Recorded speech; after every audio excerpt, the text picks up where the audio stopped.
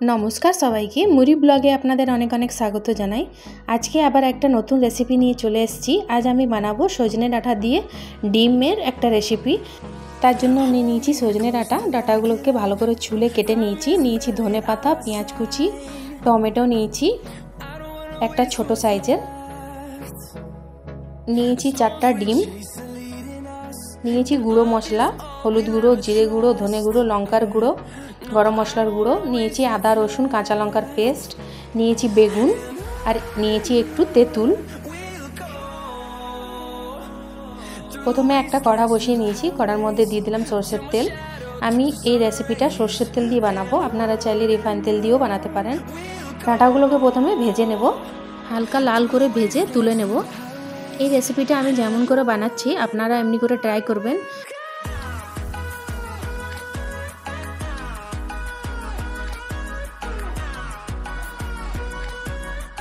ডাঁটাগুলো আমার ভাজা হয়ে গেছে, আমি তুলে নেব। দেখুন তুলে নিয়েছি। তারপরে আমি বেগুনগুলোকেও ভেজে নেব এখানে এই তেলটাতেই। এই রেসিপিটা খুবই সিম্পল, গরমে খেতেও খুবই ভালো লাগে। বেগুনগুলো ভাজা হয়ে গেছে, এরপরে তুলে নেব। তারপরে ডিমগুলোকেও আমি ভেজে নেব।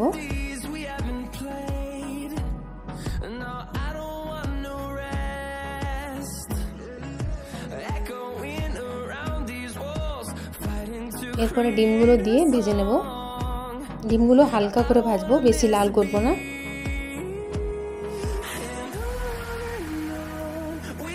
এই রেসিপিটা একবার ঘরে ট্রাই করবেন।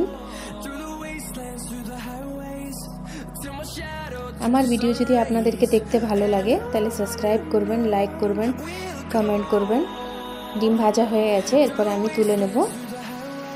এরপরে দিয়ে দিব আমি এর মধ্যে গোটা জিরে। জিরেটা যখন লাল হয়ে যাবে তখন আমি দিয়ে দেবো এর মধ্যে পেঁয়াজ কুচি। পেঁয়াজগুলোকে আমি লম্বা লম্বা করে কেটে নিয়েছি।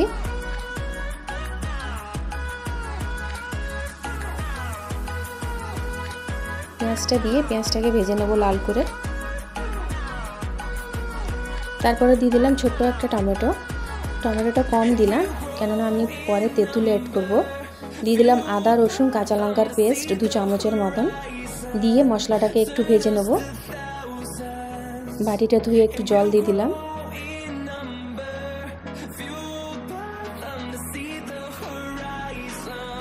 এরপরে দিয়ে দেবো এর মধ্যে গুঁড়ো মশলা, দিয়ে এটাকে মশলাটাকে ভালো করে কষে নেব। এরপরে দিয়ে দেবো নুন স্বাদ মতন। মশলাটা দেখুন আমার কষানো হয়ে গেছে।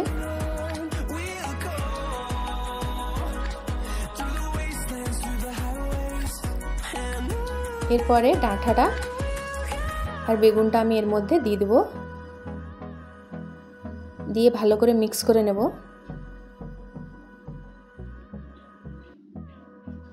দেখুন দেখতে কত সুন্দর লাগছে, খেতেও খুব ভালো লাগে, একবার ঘরে ট্রাই করবেন।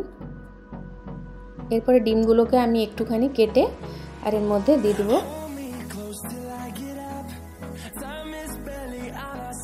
দেখুন কষানো হয়ে গেছে।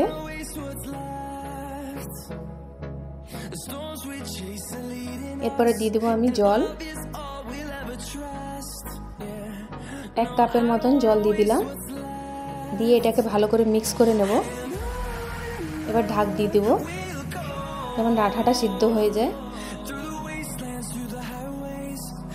10 মিনিট পর আবার ঢাকনা খুলে এটাকে ভালো করে মিক্স করে নেব।